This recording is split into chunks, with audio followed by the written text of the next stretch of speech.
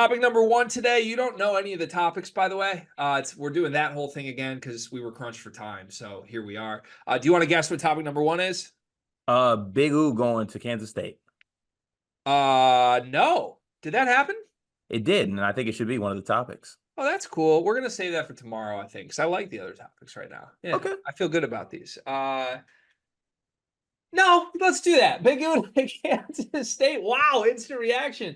Good things happen when I wear purple shirts. That's cool. What do you think of this fit? This is interesting to me because we actually had a video on him, I think it came out earlier this week or end of last week, where we were speaking on the fact that like North Carolina needs to wrap this guy up. But North Carolina had to get this done.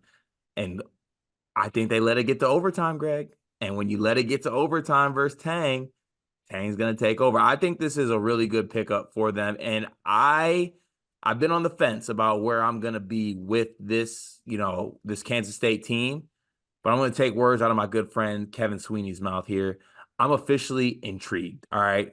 They got the elite rim protector down below with Big U. They got a Chora. They got Dub McDaniel to operate out there. They got Castillo. They got Housen to shoot the ball. I think there's some upside with this Kansas State team that I'm going to decide to immerse myself in. And I know it's going to end badly, but I'm going to immerse myself in this. But I really like this pickup for Kansas State. And on the flip side of this, Hubert Davis in North Carolina, Riley Davis, I'm looking at y'all. You're looking funny in the light. How many big men can y'all miss out in one transfer portal window? What is Carolina going to do? That's my first takeaway from this commitment.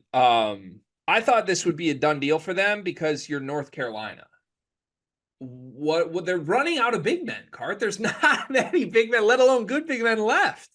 Yeah, I really don't understand what they're going for here. The only pivot that there is, the only other big man I can think of is Coleman, and Coleman doesn't even want to play the 5.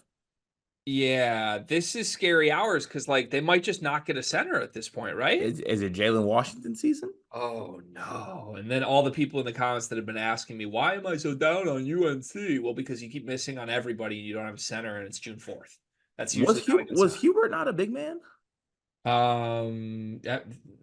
No, he was not. How tall is Hubert? I want to say he's like, is he like 6'6"? No, he's 6'5". He's a shooting guard. 6'5"? Okay. Well, how dare you? My apologies. I always pictured that. I always thought Hubert was a power forward. That's on me. Maybe he was back in the day when he played, but damn, man, you got Sean May on the bench. That's one of the best bigs ever playing college basketball. You can't grab a big out of the portal. You just had Armando Bacot be all ACC for the 9 years he was there, and you can't convince another big man to come take his role. Yeah, he does have big. It doesn't seem that hard. Yeah, all you end up with is a loop. It's not good. It's not good. This is also not a North Carolina video, so maybe later this week we can do what the hell does North Carolina do? Honestly, it sounds like a good Riley Friday topic for Riley to come in and just vent to us about. For now, this is more about Kansas State, who you claim you are now intrigued by. Can I do some heavy pushback on your intrigue? Yes, please. So let me go player by player and talk you through who Jerome Tang has added this offseason. You good with that? Yeah. Okay, so first up would be Doug McDaniel, who I think is the highest profile ads. The best player on this team is going to be Doug McDaniel. Yeah. You don't need to give a thumbs up or a thumbs down. I just want to make sure we're on the same page that their point guard, leading scorer who's returning is a 5'11" guy who failed out of school so poorly he was suspended by his coach, who ended up getting fired amidst scandals for fighting his strength coach because he couldn't carry a 2.0.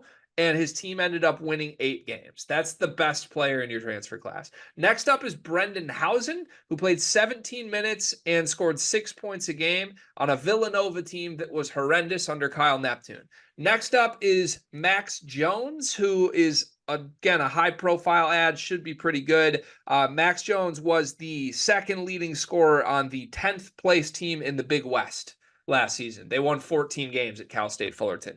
Then you have a Chora, who's pretty fun. Sanford was actually pretty good, and he shoots jumpers like me. Then you have Ugonna Onyenso, who was a large part of why Kentucky wasn't good enough and had to fire their Hall of Fame head coach. Then you have Christian Jones, who, again, Christian Jones, a guy a lot of people believe in. He was actually the second leading scorer on the 11th place team in the Missouri Valley Illinois Chicago, who got Luke Yaklich fired after winning just 12 games last season. And then Bay Fall, who scored 0.8 points per game last season on Arkansas.